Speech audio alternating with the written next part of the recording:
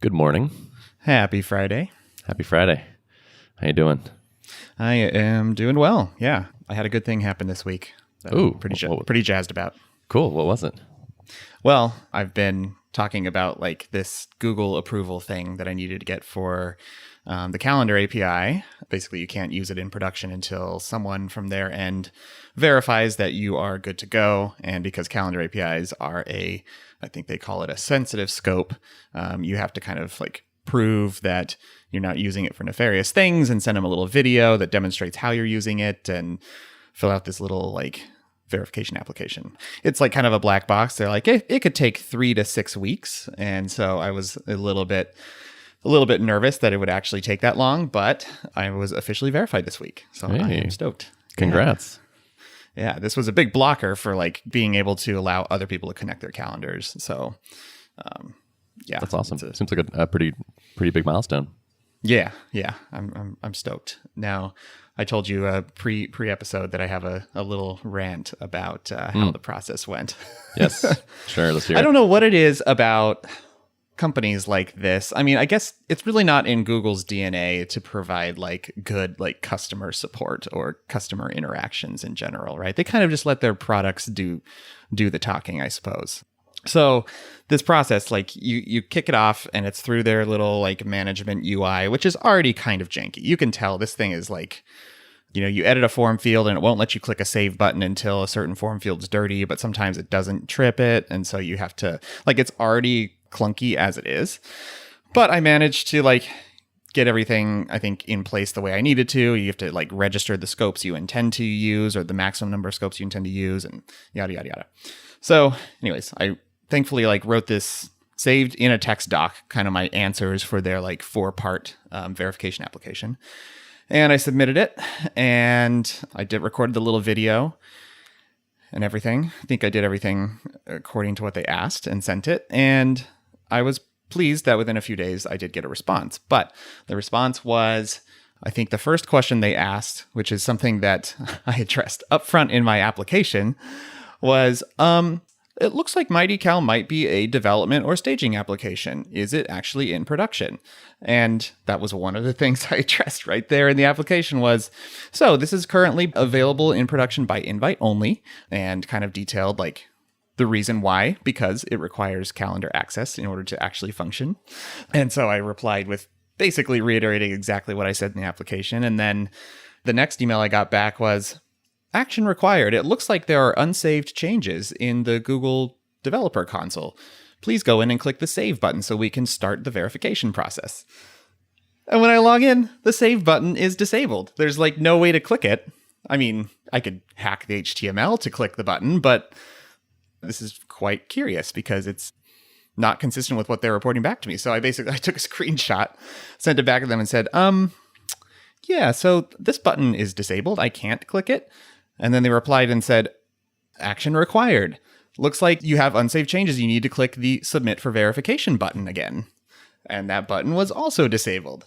So like I said before, I already had like the application saved in a text document. So I basically dirtied the state by like adding a trailing slash at the end of my URL, which is fine. And then I re-clicked the submit for verification button and I had to refill out this form. But I already have my answer saved.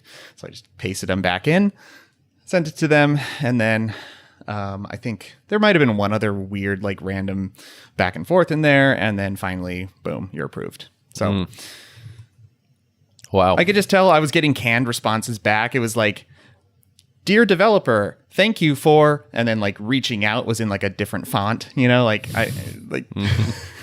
so janky. Yeah. That sounds par for the Google course, I think. Yeah. But on the bright side, it all happened fairly quickly. Like I would write to them and then they would usually reply within the middle of the night. So, at least it was a quick back and forth and we got to resolution. So, yeah. Does it make you nervous at all that they could just be like, actually, we've changed our mind and revoked your access? For sure. Yeah. I mean, I have that in the back after of my hearing mind. this podcast. Yeah, right. Well, based on how much Mike Tabor railed against Google on Startups for the Rest of Us for like 2 months, I'm not too concerned. That is one like concern that I have, not a serious concern, but like currently these APIs are not under that restricted, the most restricted scope like the Gmail API is. And if it were to get put categorized under that, it would require an audit, and that would be expensive and cost time and everything. But luckily it's not right now. So Nice. Okay. So you're one step closer. yeah. So this week was another one that just blew by, man. when I'm charging towards a goal of like, all right, let's onboard some users. It feels like time just keeps moving swiftly. Yeah. I was looking at my calendar for today last night, and I was like, why do I have because it's Friday. Wow. Okay. It snuck up on me as well. Yep. So yeah, I mean, this week on the product front, what I was fleshing out this week mostly was kind of the ability to personalize booking links, because basically at the end of last week, I reached the dog fooding milestone. Like I can share booking links of my own, but I've become even more convinced that really the best way to use MightyCal is going to be with one-off personalized links. And I think that's a major part of kind of solving this power dynamic issue. So if you go to the homepage right now, the demo reflects, actually, I used your name without your permission, but nice. Figured you'd be okay with that. I'm into it. So it's like a demo link for like a pairing session, and say like you and I decide we want to pair, right? So I can send you a MightyCal link that has your name and my name on it. It's not like pair with Derrick. It's like we want a pairing session, and here are the two participants, and our two avatars can appear up at the top. And it's like, let's find a time to do this. So it's a level the playing field kind of thing, like sort of like the workspace concept that we were talking about before, And I think this is going to be the optimal way to use it instead of like a generic, I think there's a time and a place for a generic scheduling link, but for the most part, if it's like, two people talking to each other trying to find a time to meet, I think a personalized link is going to be ideal. So I really wanted to flesh out that idea before making it a lot harder on myself to add that capability in. And I was kind of picturing when I first start onboarding first users, what usage patterns do I want to, what opinions from the product do I want to communicate to them? And as I'm teaching them how to use MightyCal and how it's a bit different than other tools. And so this was, I figured out this is one of the pieces that I want to have in for sure. Cool. Yeah. Nice. I see there's even a Tuple reference in there. There is, yes. Cool. I noticed this doesn't look like the Stripe landing page. Did you want to change that to match the new Stripe branding? Oh man, I'm waiting for that wave, the colorful gradient wave. I saw a designer friend of mine who's been working on a landing page, and he said, "Oh my god, by pure coincidence, this landing page I've been working on looks like I ripped off the Stripe page that just launched today." Yeah, it's just by pure happenstance, which sucks. Man, that sucks. Yeah, and it does. It looks like, I was like, "Oh man, nice knockoff," but brutal. You'll never convince people that you didn't do that. Yeah.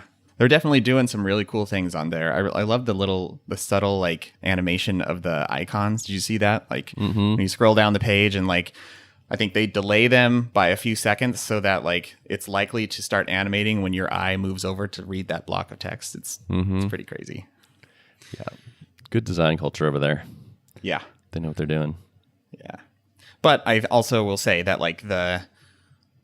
while the colorful header hero section thing is cool and all, that doesn't feel like a design pattern that's super easy to just airlift and replicate. That feels very kind of proprietary to Stripe's new design patterns on this page, and it's not one that I'm really tempted to copy, which is good. I feel good about that, because sometimes people will just do something on a web page and it's oh, that's so smart, and I just want to do that, and the temptation is strong, and I don't feel that strong temptation from some of the bolder elements of Stripe's page, which I'm happy about.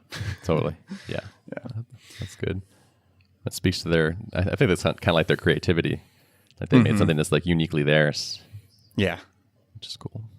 Yeah. Anything else going on with you? I would like to name a date on when I'm going to onboard users, but I'm gonna hold off doing that for now. Okay. Do you have candidates in the wings? Yes, I do. Yep. They're just kind of waiting for me to reach out. So cool. Will you charge these people? That's the plan. Yeah. I think skin in the game is important. Good motivator and aligns our incentives. So yeah. Cool. Nice. All right. So like you might be like some number of weeks from first paying customers, perhaps. Yes, I think so. Cool. Exciting.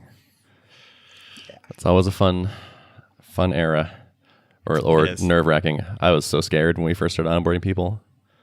Yep. Like, don't breathe on it the wrong way or it will crash. Right. Our first onboarding call like went really well, or it did have some bugs, but it mostly worked. And it was like, wow, we like stayed on the happy path. Thank goodness. It takes so long to make good software. That was more than a year ago. It's like a year and a half ago or something. And it's like, there's just still so many things that like, yeah, we just haven't gotten to this part of the app or this part of the user journey or whatever. It's like, there's just a million things to keep doing better. Yep. Isn't that the truth? Yeah. But bit by bit, we're getting there. Do keep shipping little improvements. I did some Tuple pairing this week, which was fun. Joel and I were pairing on some Ruby on the back end.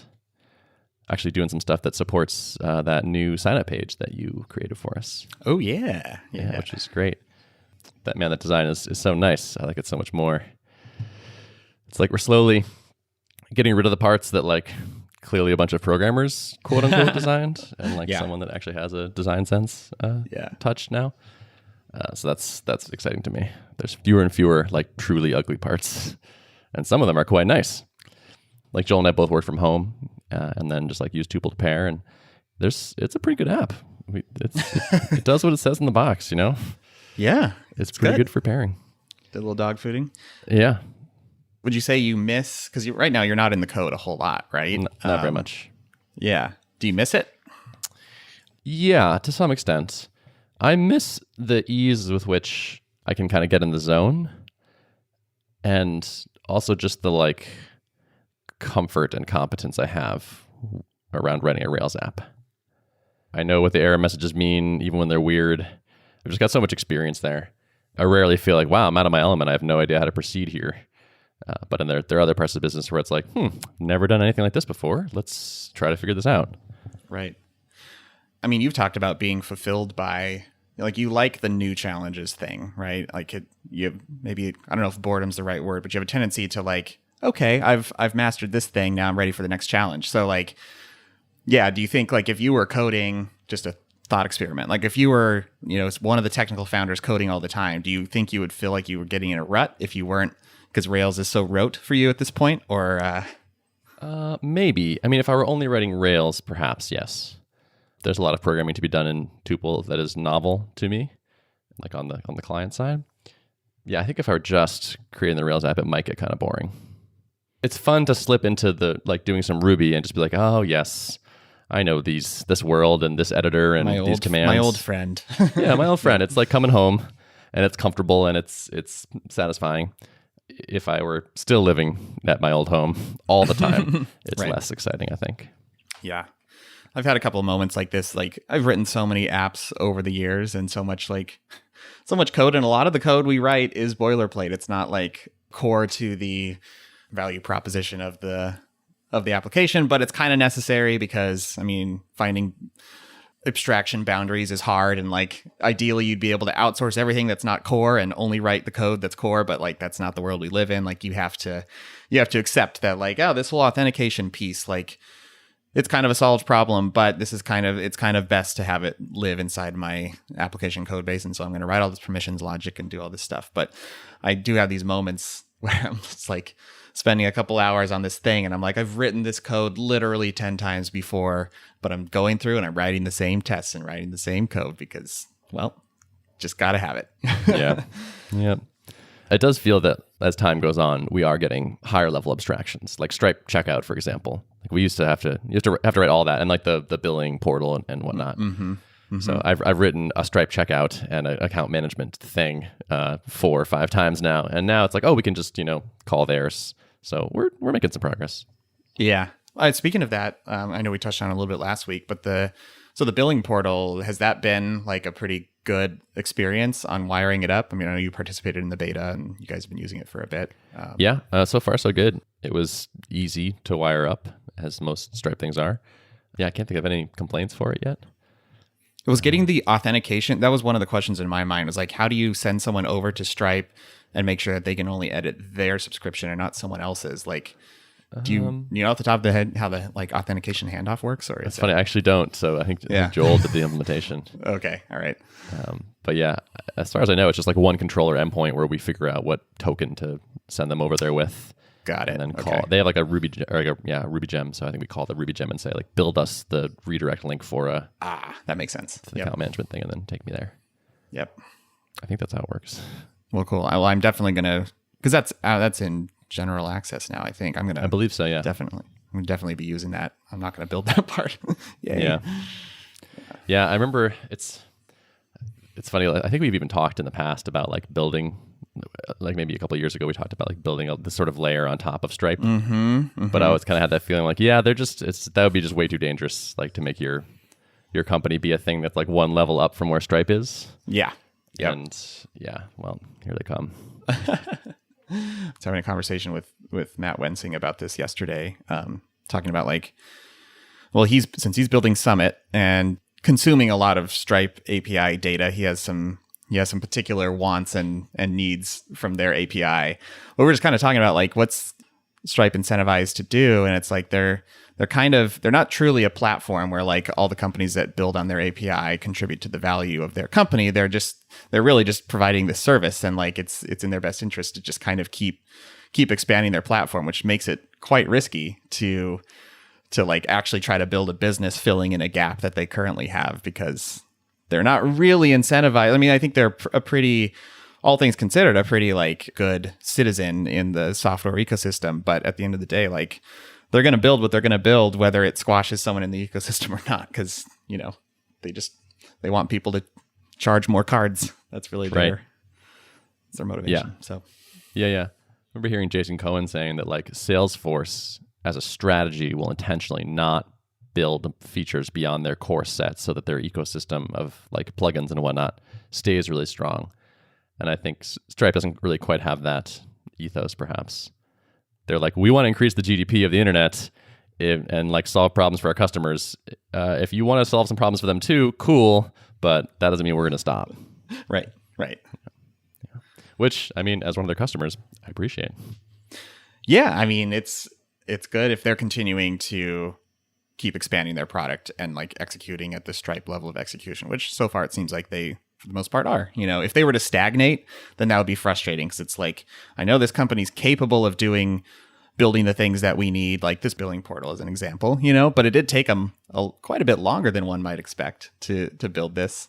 So it's like, you know, 7 years on, they finally have this like SaaS billing portal, and it's like, in the meantime, there's been a lot of people trying to launch that SaaS layer. Several of them exist. So yeah, it's rough. Yep. Rough day for them, I imagine. I bet. Yeah. That's like the whole like good software takes such a long time. Like on day one, this was probably like a clear thing Stripe could have done, and they probably thought about it. I'm sure they were aware of it as like, and got requests for it. But it's like, yeah, it just wasn't the top priority for a long time, or they didn't feel like they had the resources or the ideas of how to do it well or whatever. But yeah, that's why I'm really curious to learn what things that do I currently have on like my, just not like listed in a backlog somewhere, but just in my mental checklist in my head of like, this would be really awesome to build into Mighty Cow. And I suspect that some of those things will either never get built or will be like 5 years later. Yeah, I feel the same way. We get a lot of requests for things where I'm like, I totally get why you want that. That sounds like a good idea. It's really hard, and yeah, who knows when we will prioritize this. Yeah. But I guess I don't know, it's kind of good. Like there's just like a big wealth of things you could do to bring value to your customers, and you'll keep chipping away at whatever you think the most important one is, and right. That's good. And that's why blindly copying competitors is not a good idea, because you're probably wasting a lot of time re-implementing stuff that really doesn't matter that much, you know? Totally. Yeah. It's very easy to be like, oh, we need that feature. And it turns out that feature actually is like not used that much, or like it's actually kind of janky, or Yeah. Yeah, I think that's definitely a big danger. I remember Jason Fried talking about this, like when every time they would launch a new like Basecamp or Highrise or whatever like marketing website, everyone would kind of like blindly start copying their patterns. And he was like, you really shouldn't do that because half this stuff doesn't work that well. We're just experimenting like everyone else. So people just assume that like, well, if 37 Signals did it, then it must be gold. I'm going to copy that. And it's like, nah, it's not necessarily anything special. Yeah, we launched duds too. Yep. We had an interesting thing happen. So when I can't remember if we talked about this here, but we shipped a new version of the like our call quality rating page or like box. So after you complete a call, we just ask you how it went. And previously the way it worked is if you rated it a 1 or a 2, it would pop up a little box and be like, help us help you out. Are you seeing a recurring issue? Do you have any repro steps? And then when someone entered a comment there, we would cause it to create a support ticket. And so sometimes we would respond to those things if it seemed like there was something we could do. But what that meant is that you log into the support queue and interleaved with all these emails were like just a bunch of bad news.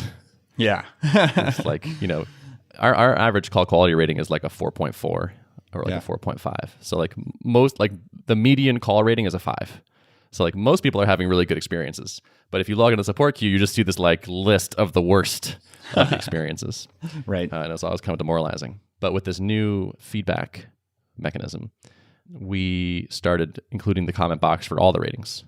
So if anyone wants to put a comment in there, they can. And so now each one is like a little bit it's like a loot box. Like you open it up and it could be a 1 or it could be a 5. It could be like bad news. It could be good news. But they're kind of fun now to open up. Some of them are like rating 5, comment, I love you guys. Nice. And it's just like, oh, it's so cool. It's like it's nice to have mixed in with the negative stuff, like the positive stuff. It really has changed the feel of those. That's pretty cool. Yeah. So I'm psyched we made that change. And we are getting a lot more of them. So now it's like there's like dozens every day. Not everyone rates their calls, but enough people do that we get a lot of them. It is also interesting to see like there's like 3s where it's like, cut out for a while, but then came back. There's like intermittent issues or like small issues that were enough to downgrade it, but we wouldn't get a comment about it before. Or like, this is a 4 and here's why. There was like audio was desynced for a minute or something. So I actually do feel like we're getting a richer picture of how things are going for our customers now that we have comments on the full range of scores. Yeah, that's really cool. Yeah. It's like gambling. It's like that intermittent rewards thing where you pull the slot machine handle. Right. It's like, what's going to be in here? Yeah, if I were you, then I would be super tempted to like check that queue all the time. Like, ooh, what's in there? I check it pretty frequently, yeah. I get them sent. I read all of the support requests that come in. They go to like a separate tab of my email, but I still like process all of them. So I'm checking it a few times a day. Nice. Yeah. Keeping your finger on the pulse of the Tupleverse. Gotta do it. Gotta know what the people want. Yep. Even when they want things you think you're probably not going to build for a couple of years. Oh, man. How many of those, I guess the more negative ones where they just talk about like random technical problems that happen, how many of those do you feel like you can look in logs or something and identify what happened? And how many are like, I don't know, a fluke in the tubes? Yeah, I'm not sure. I mean, I don't actually do the support for them. Like Joel does the support for that. And every few seconds on a Tuple call, we generate like a performance report and then ship that off to our log provider. So it is possible to say like for a given call, investigate it and kind of spot some things. So my impression is that sometimes there's some actionable stuff in there, or it's able, like we can kind of trace it to a root cause. But there's also definitely I think a healthy proportion that's just like, yeah, not sure. Just packet loss. I don't know. Packet loss. Turn it off and on again, I guess. Mm-hmm. And sometimes people will even say like, they'll rate it with 3 and then be like, it was breaking up. I don't think it's your fault though. I think I'm on a crappy connection. And so sometimes it's like, oh, that's interesting. Like we're getting a lower rating, but they know it's not us. Okay. I mean, that kind of changes how that rating hits. Yeah. Yeah. So we do our dream from the beginning, and like we kind of started down this, but we have not realized this dream yet, is like to give people more clarity about what is affecting the quality of the Tuple call. We're missing some opportunities to like let people help themselves, or at least make it clear what's going on, even if they can't fix it. like a little like your internet connection's unstable or their internet connection's unstable, right? Surfacing Totally. that. It's like Ben is experiencing high packet loss. Like, okay, that's now at least we can sort of like, oh, maybe it's because I'm too far from my Wi-Fi router, or let me see if someone else is like streaming something on this network or something. Versus like the audio just started getting choppy. Yeah, if you can just sniff around enough to be able to say like, "Hey Ben, tell your roommate to turn off Netflix." Right. Exactly. Yeah. Yes, we'll start sniffing people's network traffic. Sounds ill-advised, actually. Sure, they would appreciate that. Yeah. Oh man. But yeah, someday, that's on the list of things to build. Like clearly you should do this. This seems like a very good idea. But also like, when will it become the top idea? TBD. Right. That's the art side of product, right? Totally. There's a lot to do. We're still chipping away at basics. Like still it's just like, oh yeah, we just went, we need to go from 0 to 1 in this area because we just have no way to do this. There is part of me, not that I want to do this exactly, but there's like times where it's like, you could conceivably hire 5 people and put them to work productively on the list of problems that we have, right? Like on all sides of the business, like, a success person, like someone could be reaching out to like any trial that doesn't clearly activate and have success right away and like manually like offer to do a Tuple call with them or like check their logs or see where they got stuck. And like there's like, I think in like a fairly successful SaaS business, there's so many little things. Like someone could be full-time working on the like email, like automation, the email automation stuff, like A/B testing different onboarding sequences and, like annual upgrade offers and all this stuff. There's just like so many opportunities for this that would probably generate more than their salary. So it's like, should we maybe just do the like go out, like wait, like why wait? Right. Yeah. It's balancing the operational overhead of having more staff and making sure you have good reporting structures and good support and all that. Yep. I mean, that's the biggest thing for me. It's sort of like profit buffer where it's like, let's make sure we don't like start getting close to the wire. And then also just like organizational sophistication.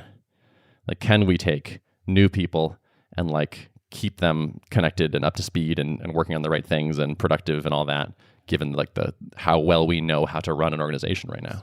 Yeah. Sounds like, well, and this is top of mind because I'm in a mastermind group with them, but Matt Wensing's summit forecast, it sounds like Tuple would be a great company to run through some simulations of like, 6 months down the line, say we hire 3 people to work on this thing and we expect this area to give an ROI of this, like what does our cash position look like? And that's where it gets it seems like there could be some pretty interesting scenarios to run. I have been looking at his like Twitter demos and thinking, yeah, maybe we do want to try that. That might be interesting. I got a demo of Summit maybe like a year ago or something. And he's completely rebuilt it. Yeah. Yeah. And at the time we were 3 people and, it's just like, this just doesn't really suit us. But he's rebuilt it since then and made it more sophisticated and we've gotten larger and more sophisticated. So it's like, oh, maybe we might be growing towards each other. Mm-hmm. Yep. I don't want to be guilty of like not doing the smart moves out of just like fear or doubt or something, like let's do some experiments. Like let's try to hire that person. Like if we think we can have a positive ROI, then why should you wait a year to hire the person with a positive ROI? And it comes down to like risk tolerance too. I mean, I don't know what it feels like to, well, I guess I've been kind of in this position before, but like having a payroll where like, even though things are going well right now, you still know like if something were to change, like you may have to let someone go and impact their livelihood. I mean, that's a burden for sure. It's not nothing, Yes, for sure. And the more people you hire, the more the higher that stacks up, I imagine. Mm-hmm. Yep. Yeah. For us, there's like we're not really close to the edge.